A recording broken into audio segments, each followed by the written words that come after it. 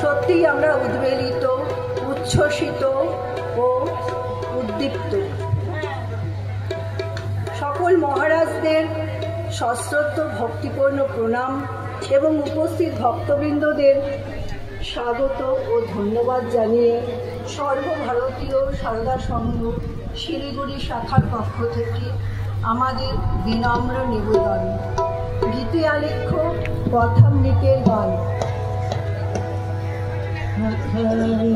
ভগবান শ্রীরামকৃষ্ণদেবের অন্তর্গত পার্শ্বদ শ্রী মহেন্দ্রলাল গুপ্ত ছদ্মনাম শ্রীমৎ 5টি খণ্ডে গঠিত শ্রীমলিখিত শ্রী শ্রী রামকৃষ্ণ কথামৃত আজ বিশ্ববন্দিত মহাগ্রন্থ, যার চিত্রপটে দেখা যায় লীলাময় শ্রী রামকৃষ্ণ, তার নরেন, রাখাল, বলরাম প্রমুখ অন্তরঙ্গ লীলা সহচরদের সঙ্গে ভগবত লীলায় মেতে উঠেছে। দক্ষিণেশ্বরের রানীর আশ্রমের কালী মন্দিরে, বলরাম মন্দিরে, শ্যামপুকুর বাটিতে, যোগোদ্যানে, কাশীপুরের উদ্যান বাটিতে ও অন্যান্য ভক্তগৃহে যুগ প্রয়োজনে লোকশিক্ষার জন্য যখন তিনি ভক্তদের অমৃতময় উপদেশ দিতেন, তখন তিনি ভাবাবেগে দেবদুর্লভ কণ্ঠে গান গাইতেন ও ভক্তদের গান শোনাতে বলতেন, আর প্রায়ই সমাধিস্থ হয়ে যেতেন। কথামৃতে বর্ণিত শ্রীরামকৃষ্ণ লীলাচিত্র স্মরণ মনন করে শ্রীরামকৃষ্ণ তার পার্শ্বদের মধুর কণ্ঠে গীতগান শুনে আজ সংসার তপ্ত মানুষ বড়ই শান্তি পায়। তব কথামৃত তপ্ত জীবনং কবিভিরিরিতং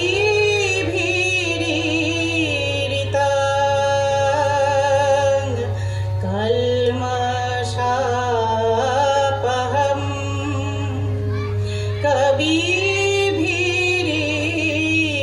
কবিভিরিরিতং কল্মষাপহম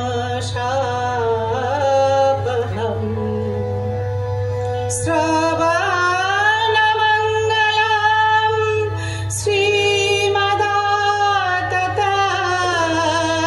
শ্রীমদাততং ভুবি গৃহন্তি যে ভুরিদা জনাঃ ভুবি গৃহন্তি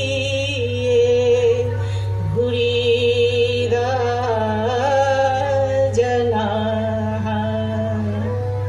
1883 সালে 11ই মার্চ রবিবার, সেদিন ফাল্গুন মাসের শুক্লা দ্বিতীয়া তিথি, সাক্ষাৎ শ্রী রামকৃষ্ণদেবকে সঙ্গে নিয়ে ঠাকুরের অন্তরঙ্গ ভক্তেরা তার জন্ম মহোৎসব পালন করছে।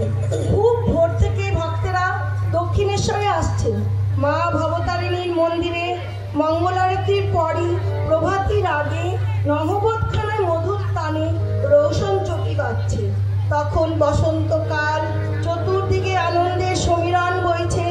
শ্রী ম অর্থাৎ মাস্টার গিয়ে দেখিলেন ভবনাথ, রাখাল, কালীকৃষ্ণ প্রভৃতির সঙ্গে ঠাকুর পূর্ব দিকের বারান্দায় বসিয়া সহাস্যে আলাপ করিতেছেন।